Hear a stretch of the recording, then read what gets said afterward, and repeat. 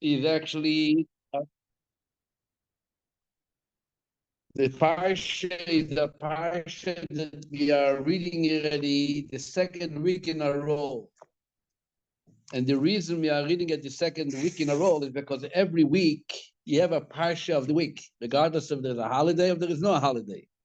Reading the Parsha in the synagogue on Shabbat, you only read when it's not a holiday. And being that the last Shabbat was in the midst of the holiday of Passover, Pesach, so we did not read in the Torah, in the synagogue, the Parsha of Shmini, but we read something in the context of the holiday of Passover.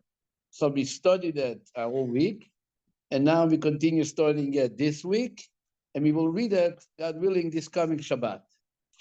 Shmini literally means 8. Today, this Saturday, we are going to read it. It's coming Saturday. And then the next one as well? Or? No, that's it. For one time. For one time. Okay. I thought you said twice. No, we studying it twice because every week we study every day a portion of the Chumash with the Rashi of the weekly Torah portion, and therefore we're studying it the second week. You can studying it for third week also. We're still gonna have enough to learn. The name of the Parsha is Shmini. Shmini is the 8th day, which this refers to the 8th day of inauguration, which last week in Parsha Tzav, Moshe is preparing Aaron and his sons, his 4 sons at the time, to be appointed as Kohanim, as priests, to serve at the newly established Mishkan, tabernacle.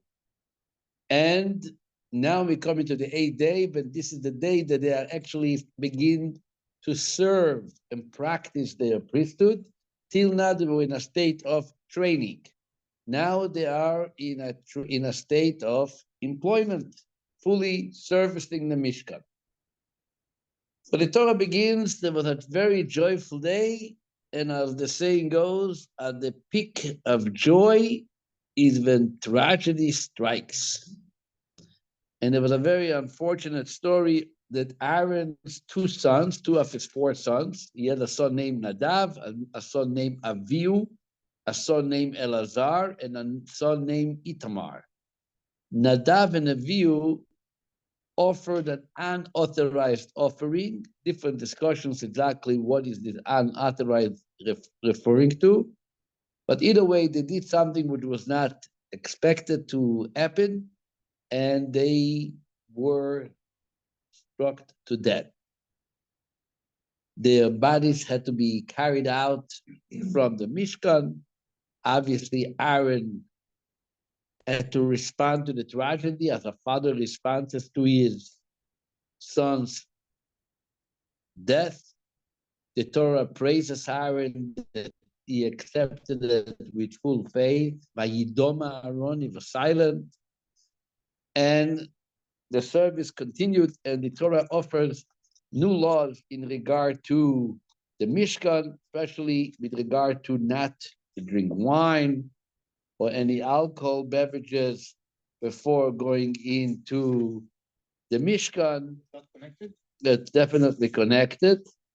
And apparently that could have been, according to one opinion, was the unauthorized service that they came in intoxicated, which not only intoxicated physically, but as the Orach Chaim HaKadosh in Hasidut Chabad in very length is being explained that being intoxicated also means that they walked in with an urge to experience a spiritual ecstasy, which led to their departure from this world, separation of body and soul. You want to enjoy a spiritual experience, as long as you remember that you got to come home, you got to hold yourself back into the body is okay. But once you're getting involved in a manner that you can lose your physical life in this world, this is not okay, not kosher. There are going to be more laws in regarding and in a reference to this tragic event, which is going to be read in a couple of weeks from now, Parshat Achrei, Vayehi Achrei Mot Shnei Bnei Aaron, is very strict laws in regard to how to enter the temple and in which state and limitations, etc. But we are turning our topic tonight is not going to be the first part of the parsha, but rather the last part of the parsha, chapter 11, which is known as the dietary laws, laws of kashrut. Chapter 11 starts, Vayedaber Hashem el Moshe vel Aaron leimoir aleihem. And God spoke to Moses, telling him to say to Aaron, who should say to Elazar and Itamar, the two sons, Dabru el bnei Yisrael leimoir, you should all speak to the children of Israel, meaning Aaron and his two sons, leimoir, and say to them, Zot achaya asher tochlu mikol habeima asher al haaretz. These are the living creatures that you may eat from among all the animals on earth. And the Torah is identifying what is the signs for a feeding, properly eaten kosher animal. Mainly, it needs to have two important signs. One is called Male Gira, and one is called Mafris Parsa. Mafris Parsa means split hoofs that is completely split into two hoofs. This is called Mafris Parsa. Number two, they also have to chew their coat. For example, the Torah brings us different animals which are only identified with one of those signs, and they are not kosher. Both signs is kosher. So if you take, for example, a cow, sheep, they have those two identical signs, and that's what makes them a kosher animal. The camel has split hoofs, but does not chew its cud. The pig has split hoofs and does not chew its cud, so therefore they are not considered kosher animals. Then we have a list of forbidden and permitted fish, which have their own identifying sign. The fish, which is kosher, the Torah makes it very clear on verse 9, Asher lo snapir vekaskeset. What is snapir vekaskeset? It is fins and scales. This is the kosher fish. Fish which does not have fins and scales, for example, catfish,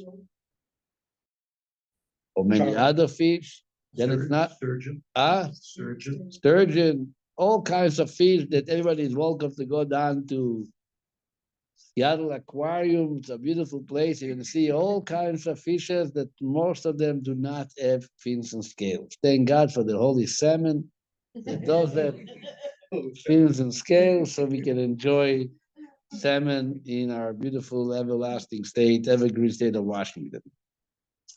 Following that, the Torah gives us the laws of forbidden birds. Interestingly, here, when it comes to the birds are identified by name. There is a list of which birds you cannot eat. Some of them easily identified, like the eagle, nesher. There are birds which still today is a big discussion. Are they included in the list or not included in the list? Because the list uses names which were in ancient biblical times. And obviously things have changed as far as naming birds still today. And therefore the common acceptance is when it comes to birds, we eat only that which is traditionally eaten. So if you find a new interesting bird, and as long as your Bobby did not eat it, that is going to be a bird that we don't eat. And they say a story that once the family wanted to buy their mother a gift, a very special gift, something unexpected, something unusual. She was already turned in the older age. They already tried all kinds of gifts. So they went to the different locations to find an unusual gift, and they identified a talking bird, a parrot. So they say a parrot speaking. Actually, their mother was kind of lonely. He would be happy to communicate with a parrot who can talk. It's unusual to have a parrot talking, and they were sure that their mother will appreciate that gift. And they surprised her by sending her a box. Inside it was the parrot, and they're waiting to hear a reaction. Waits 1 day, 2 days, and there is no response coming from mom. How did she enjoy the gift? So finally, one of the children calls and she said, Mom, did you receive a box? Yes. What was in there? There was a parrot. Great. And, well, I made a nice chicken soup and for 2 days.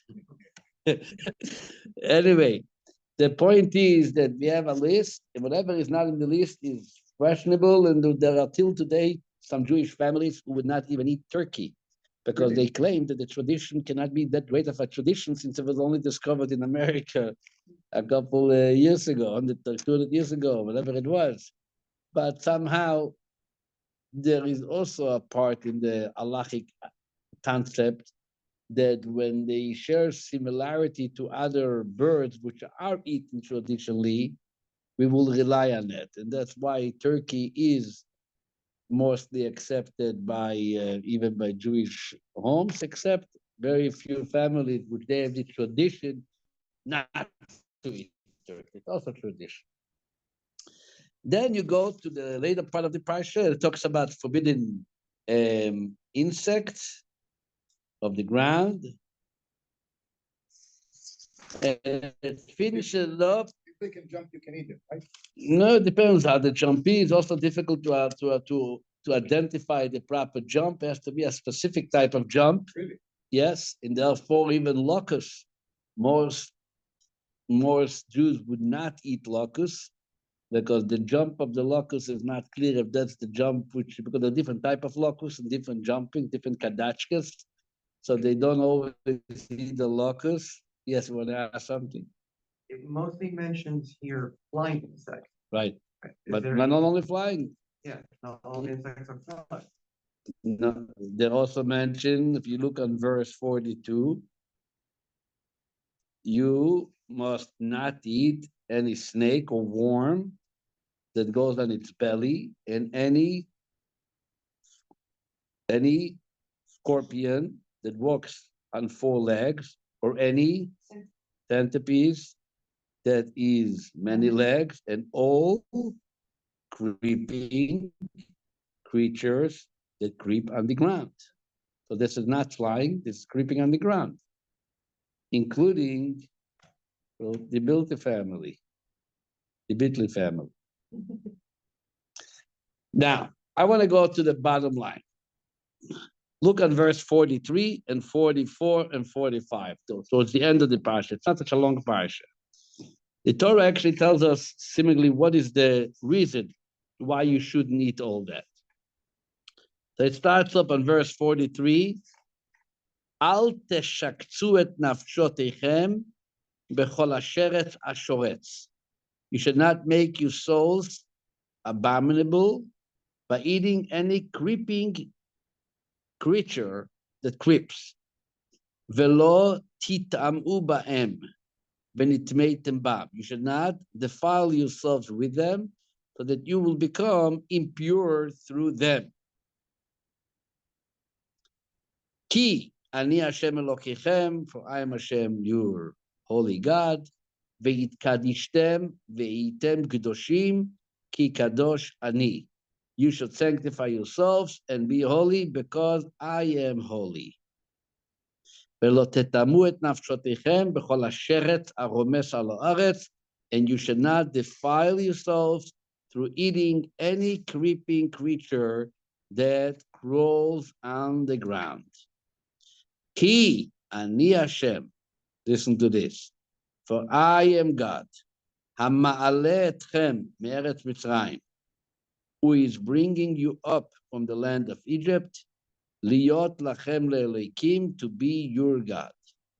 V'item kedoshim, there shall you be holy, ki kadosh ani, because I am holy.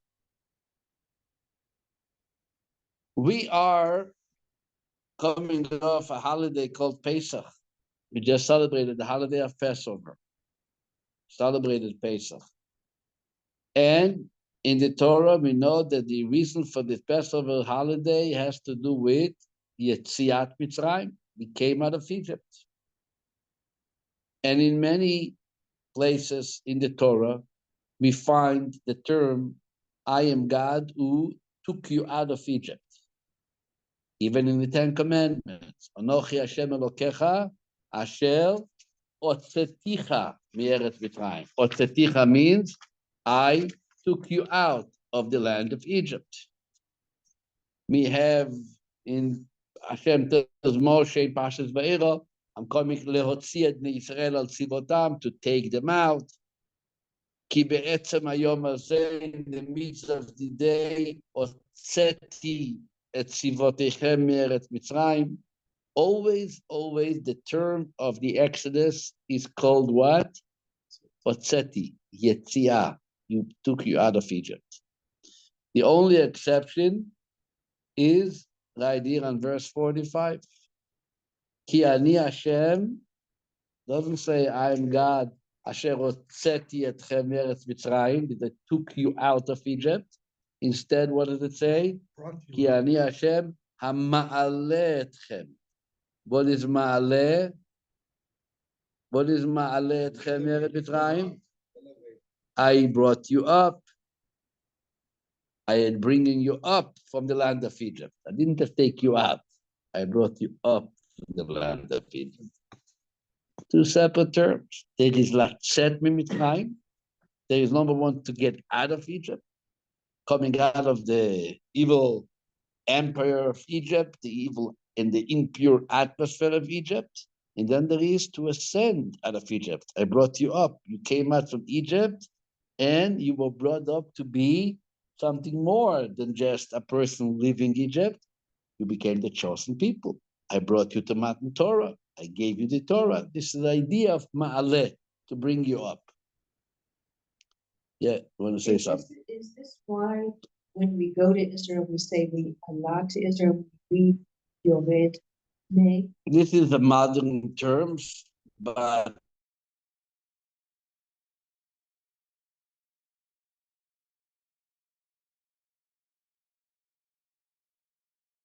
when they used to come from Babylonia to Egypt, to Israel, I guess physical slave begins, you're going uphill. Here in the Torah is really the exceptional time that specifically and necessarily in the topic and in the context of the dietary laws, the permissible and forbidden foods, is with the reasoning for and the encouragement, so to speak, the inspiration to keep to those laws. The term in the verse is being used, hama'aleh, I brought you up. Matter of fact, there is other few mitzvot which we have the same explanation, so to speak, for calling it, I brought you out of Egypt, or connecting this mitzvot with Yetziat Mitzrayim. And our mitzvah is again written in a unusual, significant expression, ma'aleh etchem. There's some type of connection with food and being elevated from Egypt. I will read for you a passage of the Talmud for a moment.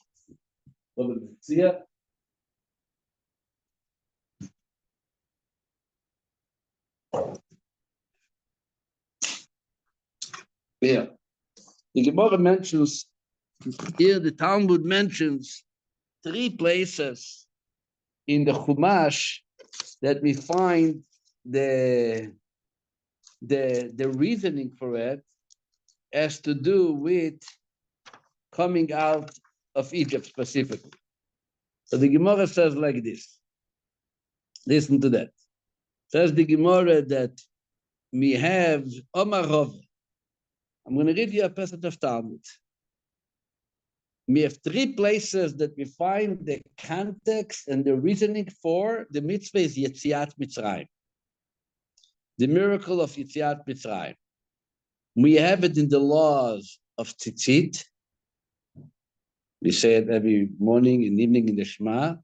Ani Hashem Elokechem, Asu li tzitzit, Ani Hashem Elokechem, Asher hotzeti etchem meretz Mitzrayim.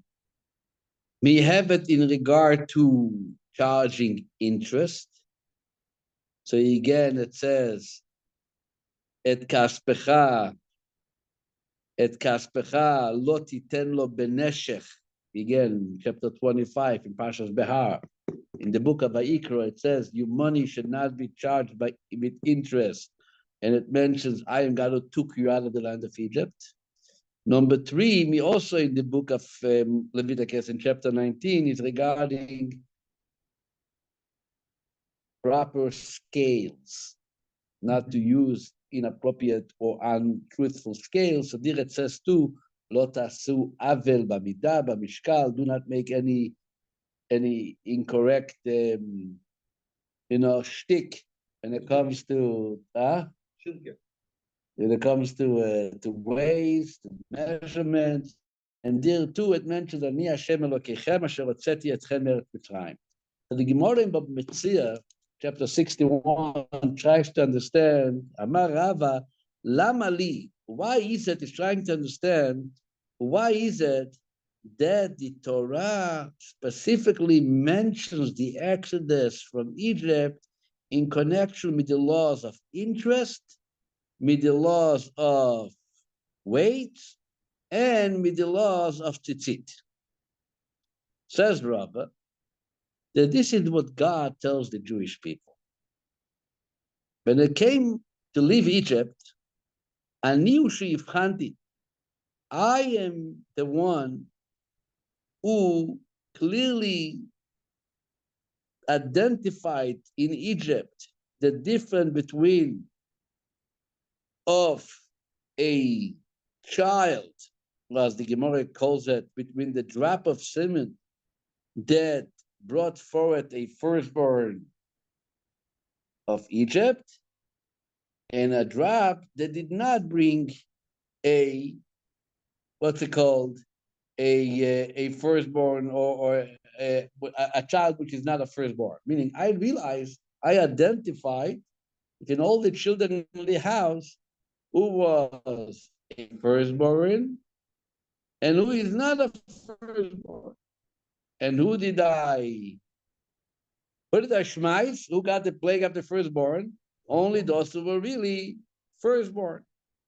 Says God, according to Rava, by the same token, I will ultimately punish for all those who are thinking that I can't identify, or people don't identify their misbehaviors. What does it mean? Tricking themselves not to identify. In these three commandments, people can assume trickery. If there's such a word. Mm-hmm. What is that? Yes, there is. What do they do? Number one, when it comes to interest, it says you're not allowed to borrow, you're not allowed to lend interest to another Jew. But you do want to lend them your money in interest. So you tell them it's not mine. This money actually belongs to a Gentile who gave me to do business with them. So you think that he doesn't know the difference. Money looks like any other money. But the one that identified the difference between the firstborn and the non-firstborn knows the difference. Similarly, when it comes to proper weights, so whoever buries his weights in salt to change their weight, apparently there's something that when you put it in salt, it changes their weight. So here too, don't think that you're behaving trickery, I can identify.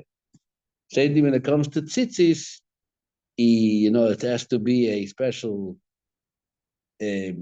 string, which is dyed chelet, whatever the color is, Turkish wool, Turkish blue, whatever, turquoise blue. And he uses a similar identifying color, and he says, this is the one.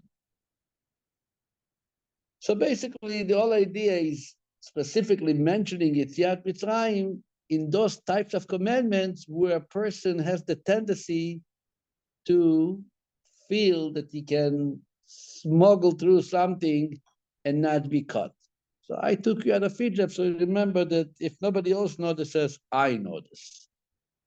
The Gemara tells the story that Rabbi arrived in Surah, which is a city by the Euphrates, and there was a rabbi there, Rabbi Hanina.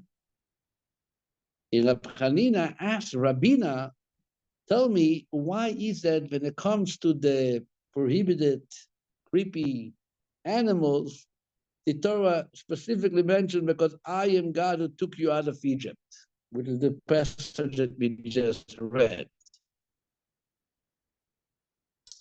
So Ravina says to him, again, the same idea. The same God who identified between the firstborn and a non-firstborn, I will ultimately exact punishment for whoever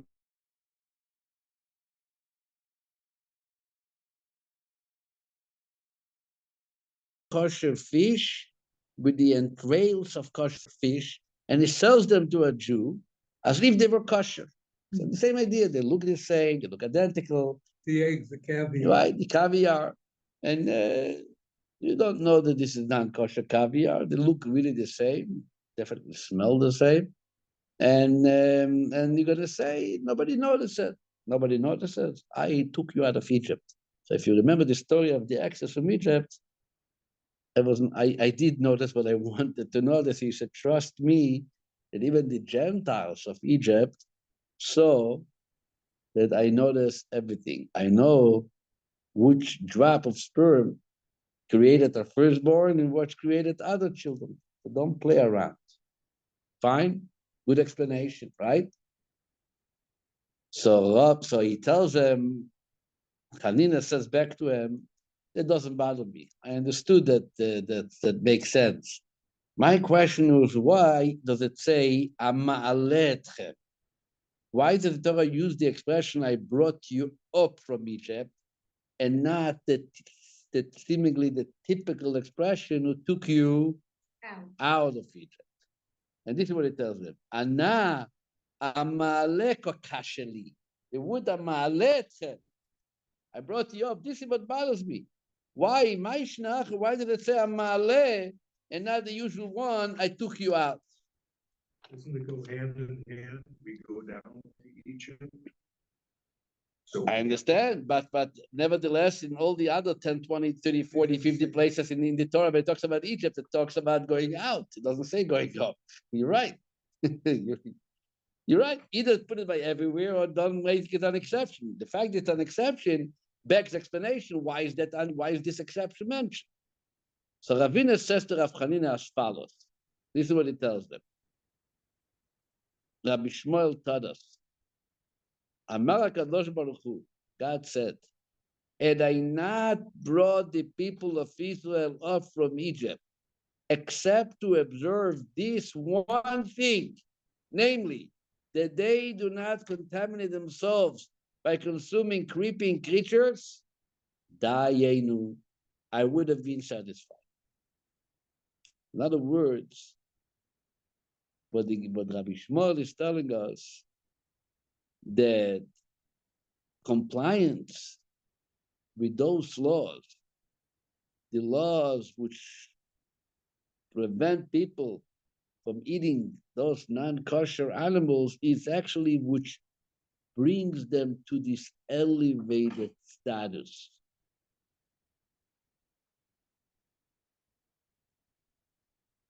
Amale, this is something that brings you up.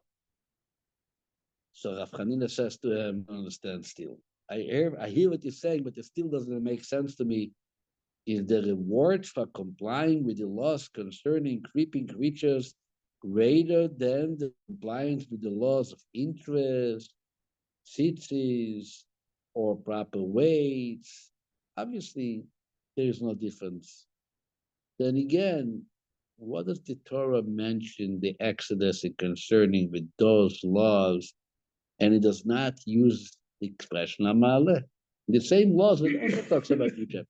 And it doesn't say Amaleh, it says Otzeti, I took you out. So Ravina said to Rav Hanina that even though the reward is not greater, nevertheless it is repulsive to eat them. In other words, it is one thing not to eat, and another thing is that I can't even imagine eating it. Somehow, non-kosher meat, what is another word for repulsive? Disgusting or? Future. No, future.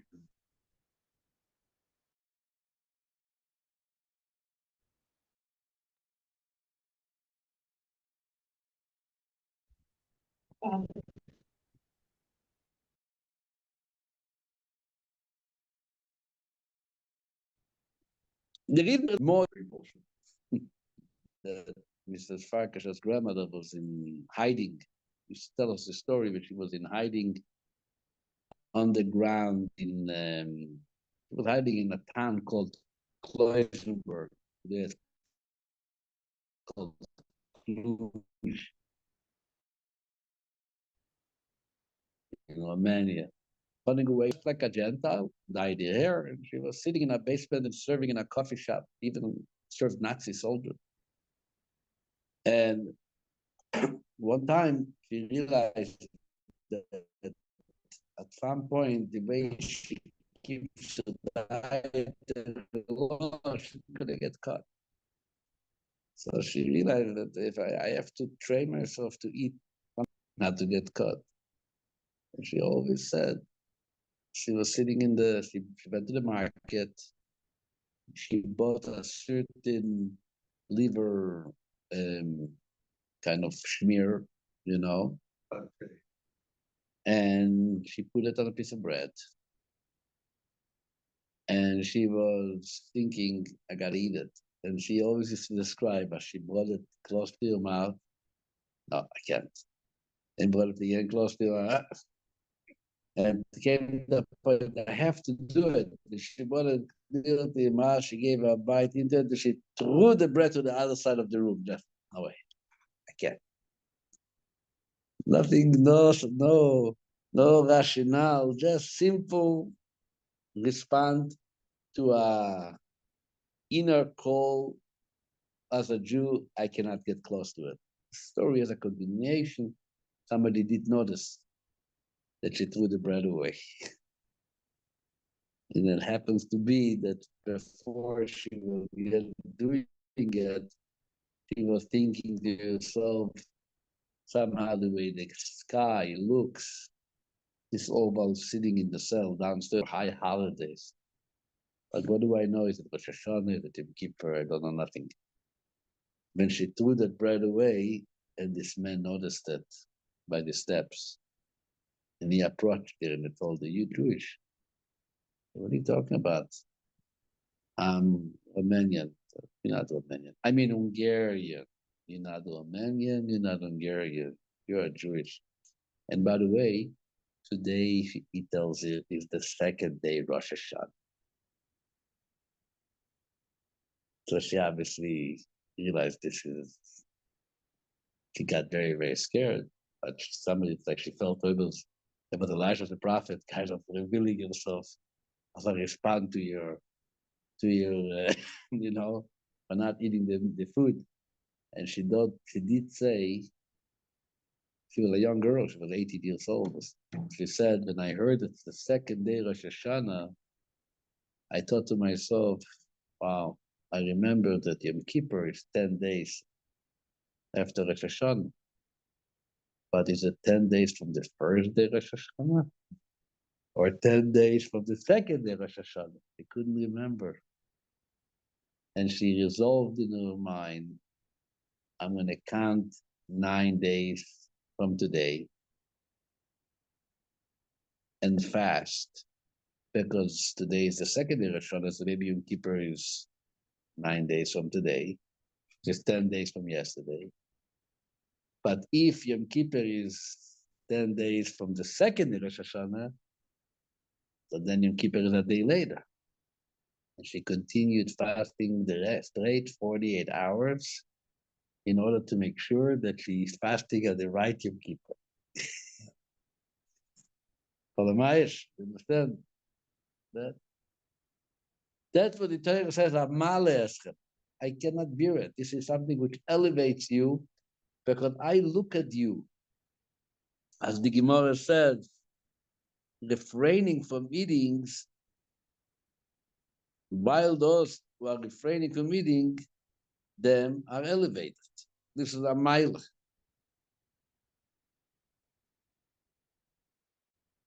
It's a different state. It elevates you. It's a whole different idea. The truth is that if you look in general, you can perhaps continue the thought and take it even a step further. We know that food, obviously, a person is what he eats. Right? Commentaries, even on this week's Parsha, Rabban, Maimonides in Great Land speaks about that if you notice, the animals which are mentioned here in the Torah are all animals which carry a trait of cruelty, predators. And it says that a person is what he eats. Basically, you're going to develop a tendency of a bad trait that the Torah is trying to prevent you from. But it's more than that. When it comes to food, the Alter Rebbe in Tanya, chapter 8, speaks about it in length, and he explains that food has a purpose. But there is an interesting thing about food. When we say food is not kosher, it's called in Hebrew asur. Asur, the Alter Rebbe says in Tanya, comes from the same root as the word someone who is imprisoned. But asurim, a prisoner, is called asir. Why?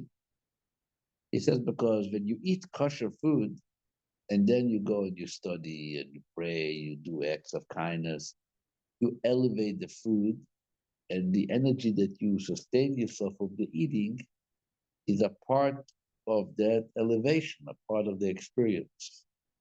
When you eat non-kosher food, and you're going to say, you know what, I made a mistake, I ate non-kosher, but let me at least go study some Torah, so I will at least utilize the energy coming from the forbidden food and bring it up as an offering to God. So you should know, he says, that's what asur means. Asur means that it's chained into the world of klipa, the world of impurity. It can never be elevated. And if you bring it into your stomach, so you're carrying in your stomach a object which is carrying the status of forbidden. So you see, the Torah says when it makes the whole idea of eating is from non-kosher food is to be able to elevate and to be elevated.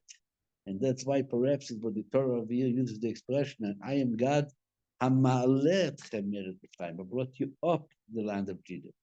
Brought you up indicating that you're all in a state of elevation. You were brought up, you're in a state of elevating others. Please keep away from non-kosher food so your aliyah can continue and not, God forbid, get interrupted and then maybe even fall. I saw a beautiful insight from the Levi Yitzchak Berditchev in his book, Shat Levi, one of the early founders of the Hasidic movement. He makes the following observation. He says that if you look at the verse, something looks a little,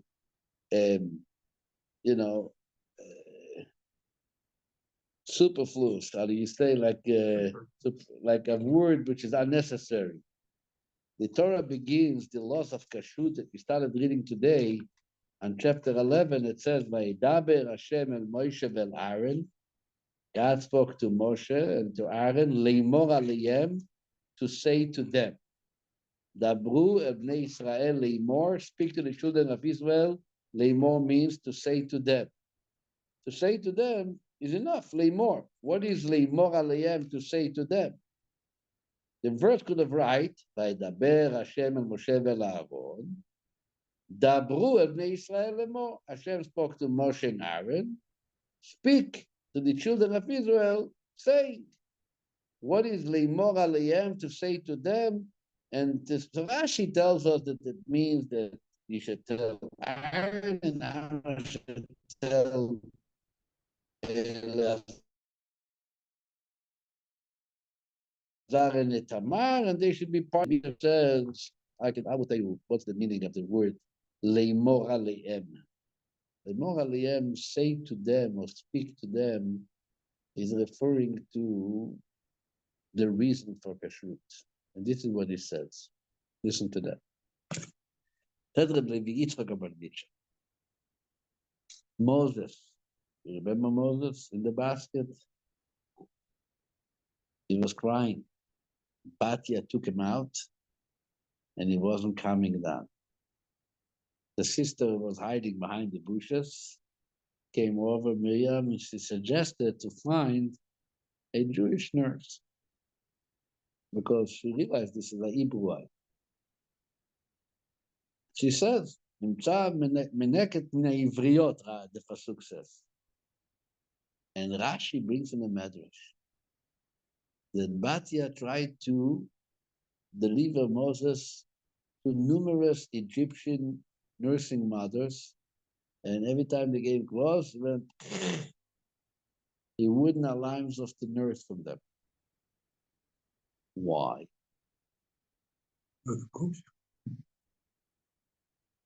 Why? It's more than just not being kosher. Because Moshe is a child which through his mouth he will eventually prophesy a Navi. God is going to speak through his mouth. So a mouth which will have God speaking through it, a mouth which will prophesy, cannot just nurse from an Egyptian woman. It needs an Hebrew woman. That's what Rashi brings in the Medrash. Says Reb Levi Yitzchak Aberditchev, there is a verse in the book of Joel regarding the future time of Mashiach. Says the prophet Joel that at that time, what's going to happen is, "V'nibu bneichem ubnotechem." His sons and the daughters, which is all of us, are going to prophesy. Says the Rebbe Levi Yitzchak, now we understand why we have those special dietary laws. Just like Moses had to keep his mouth holy in preparation of prophesying, each and every Jew, knowing that he believe in the coming of Mashiach, so on every given moment you can become a prophet. So if you're going to become a prophet, you got to keep your mouth holy.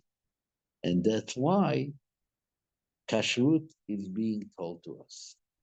So he says, when it says in the verse, leimor aliyem, indicates and alludes to the fact, leimor, I'm going to speak alehem, to them in the future. I'm going to speak to them. I'm going to have them prophesy. And therefore, I'm introducing to them the laws of kashrut. It is not by coincidence when we are coming off the holiday of Pesach, when the law of kashrut is mentioned. Pesach, we kept our mouth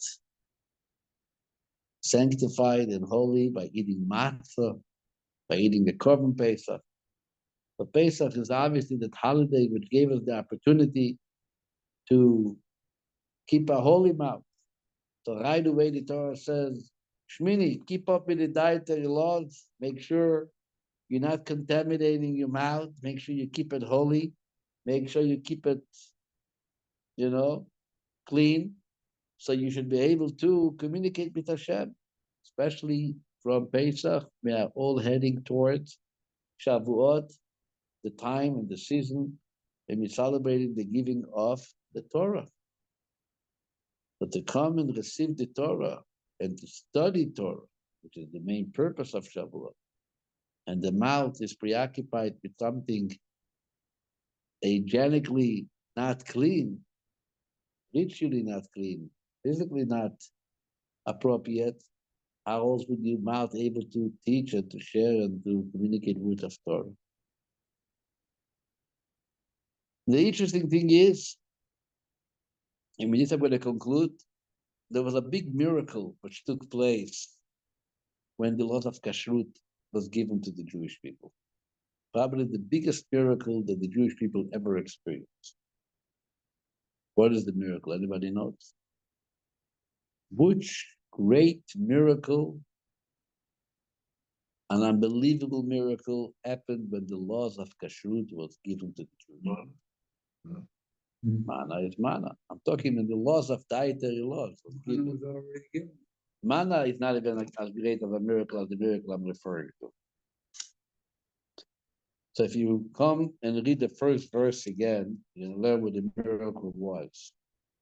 The first verse begins, Dabru ebnei Israel lemor, speak to the children of Israel and say, Zot achaya asher tochlu.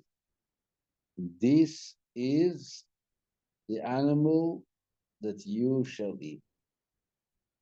And the Talmud tells us, what is the indication of the word Zot? This is. Achaya asher tochlu, the animal you should eat. What is this? This is. Does it show to them? Oh. So the Talmud tells us that every creature, every animal in the world were gathered in the desert, and Moses was pointing with his finger. This you eat, and this you don't eat, and this you eat, and this you don't eat. And imagine kangaroos from Australia, all types of birds, all types of fish. As the Rebbe, when the Rebbe spoke about it, the Rebbe said in Yiddish, wie kommt der Fisch in Midbar? How does a fish arrive in the desert? And the Rebbe actually spoke about the fact that no one even makes a big deal about it, but it's such a big deal. And he explained that this is a big deal, but for the Jewish people, it wasn't a big deal. That's why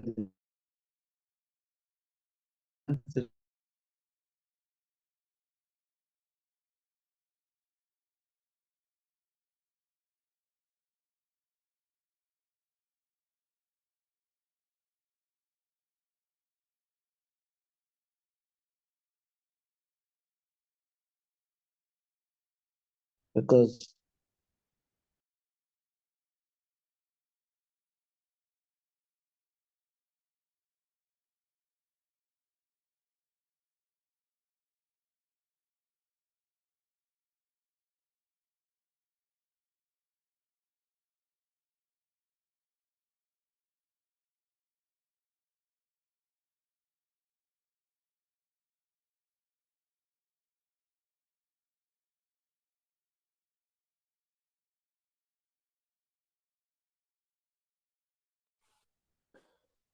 We lost him, huh?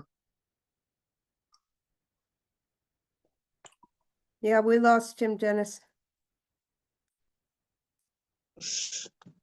and because being eating kosher is what elevates us, there is where God used his greatest level of communication to prove us how elevated we are and how elevated we can be, that everything in the world can come and serve you goal and serve your purpose to what's it called? To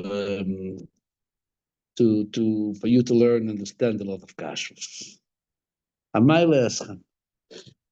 The publicity for kashrus, I once saw a sticker, a bumper sticker, kashrut, and it said, spiritualize your stomach, eat kosher.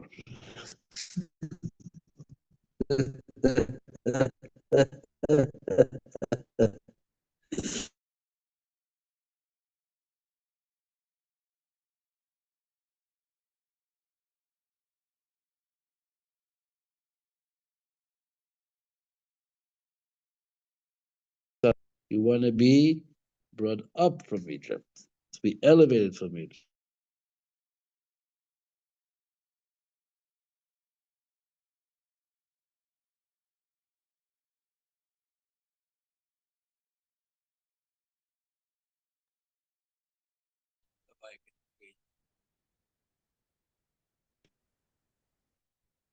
Thank you very much. You know, we think that we never would eat bugs and things because that is abominable and disgusting.